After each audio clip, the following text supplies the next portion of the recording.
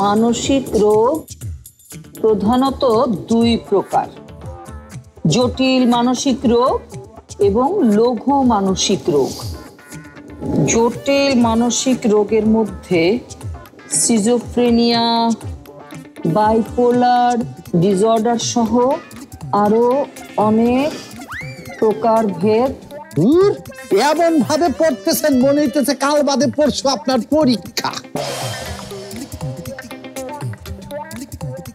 পরীক্ষা আমার না, পরীক্ষা হবে আপনার। আরে রুনাকে কোন প্রকারগুলি বলতে হবে মানসিক রোগের সেটা আমাকে ভালো করে বুঝতে হবে না? সে টার্মগুলি জানতে হবে না?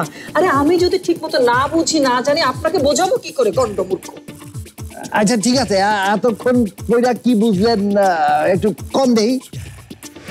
বুঝলাম রুনাকে যে প্রকারের মধ্যে ফেলতে হবে না, মানে রুনাকে কোনটা বলতে হবে যে ওর কোন রোগটা হয়েছে, সেটা হচ্ছে সিজোফ্রেনিয়া। নিউমোনিয়া? এটা তো বাচ্চা গো হয় শুনছি। কি সর্বনাশ, নিউমোনিয়া হতে যাবে কেন? সিজোফ্রেনিয়া, এই যে দেখেন, এই যে এই যে এখানে লিখেছে সিজোফ্রেনিয়া হলে লোকে মানে যার হয় সে উল্টাপাল্টা জিনিস দেখে, মানে অন্যকে সন্দেহ করতে শুরু করে। আপনি যেমন আমারে সন্দেহ করেন ম্যাডাম, তাই না? শাট আপ, আসল কথাটা শুনেন। আরে সিজোফ্রেনিয়া রোগীদের যমুনা রেফ্রিজারেটর, খাবার ফ্রেশ তো লাইফ জম্পেশ।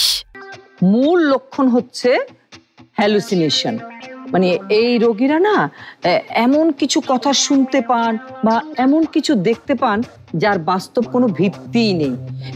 এই ধরনের কথা কিন্তু আমি রুনাকে বলেছি। বাপরে বাপ ম্যাডাম, এত কষ্ট করার চেয়ে আমি আপনার একটা বুদ্ধি দেই, শোনেন। শোনেন, যত বড় ডাক্তার সে নাকি তত তাড়াতাড়ি রোগ ধরতে পারে। রুনা ভাবি আমার কাছে আসলে আমি কয়ে দেবো আপনি পাগল, আপনারে ঘরের মধ্যে আটকায় রাখুন দরকার। কি সর্বনাশ, কি সর্বনাশ, এত দারুণ আপনার আইডিয়া। আচ্ছা এই ধরনের আইডিয়া নিয়ে আপনি ঘুমান কি করে বলেন তো? ম্যাডাম, মশার জন্য তো ঘুমাইতেই পারি না, কয়টা টাকা দিয়ান। ওই যে মশা তাড়ানির লেগে বাতাস মারে না, ওইটা কিনেও। দেবো দেবো দেবো, কিছু কেন, আপনাকে আমি অনেক টাকা দেব। ম্যাডাম, আপনি তো খালি শাট আপ করেন, নাইলে আপনারে আরো কত আইডিয়া দিতে পারতাম। ওই যে 10 দিনে কোটিপতি হওয়ার আইডিয়া আমার মাথায় কিলবিল করে। শাট আপ, আবার শাট আপ। ম্যাডাম, আপনি না আমারে চিকিৎসক সাজাইবেন, তো চিকিৎসক মুখ বন্ধ করে রাখলে চিকিৎসা করবো কেমনে? আমি যদি আগে জানতাম না, হ্যাঁ, রুনার আগে আপনার চিকিৎসা করাতাম। আমি যদি চিকিৎসা করতে যাই তাহলে ডাক্তার সাজবো কেনা? আপনি ডাক্তার সাজলে রুনা ভাবি তো চেম্বারে ঢুইকাই বুঝা দেব।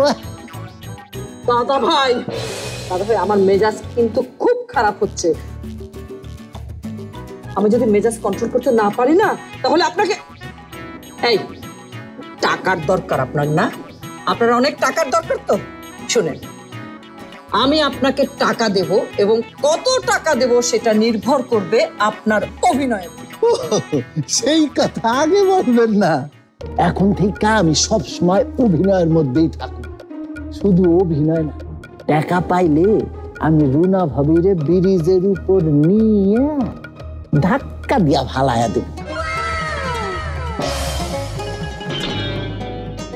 মাশরাফি জুনিয়র টিভিতে প্রচারিত হওয়ার পূর্বেই সম্পূর্ণ নতুন এপিসোড দেখুন শুধুমাত্র দীপ্ত প্লেতে।